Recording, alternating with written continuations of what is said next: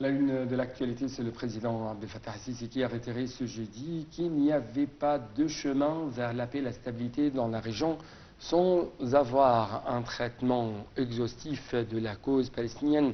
Monsieur le Président fait cette déclaration lors de son discours prononcé durant la séance inaugurale du 10e Forum ministériel de coopération sino-arabe tenu à Pékin en présence du président chinois Xi Jinping et d'un nombre de dirigeants arabes, et ce pour examiner les moyens de renforcer les relations bilatérales. Tout de suite, les détails.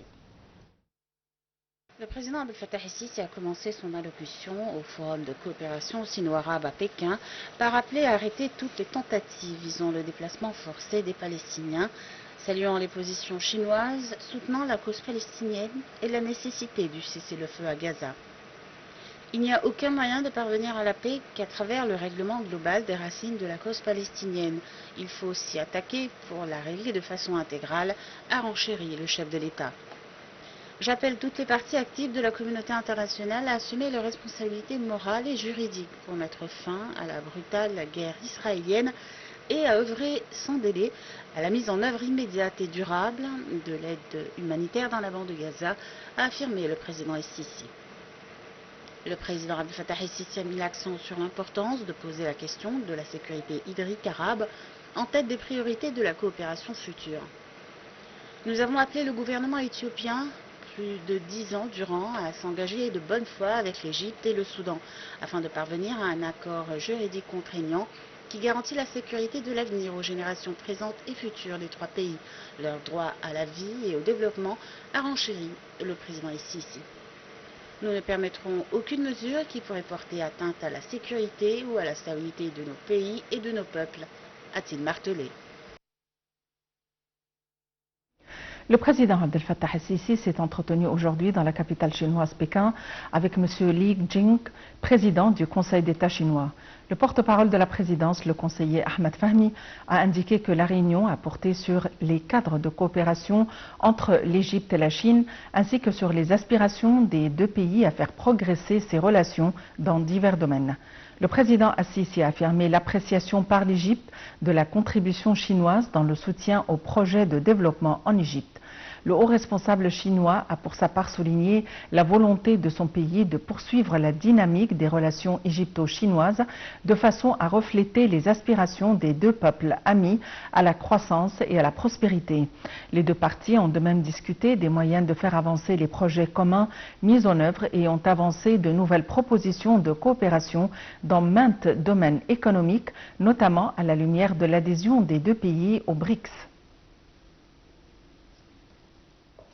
De sa part, le président chinois Xi Jinping a appelé jeudi à l'organisation d'une conférence de paix élargie pour résoudre le conflit à Gaza.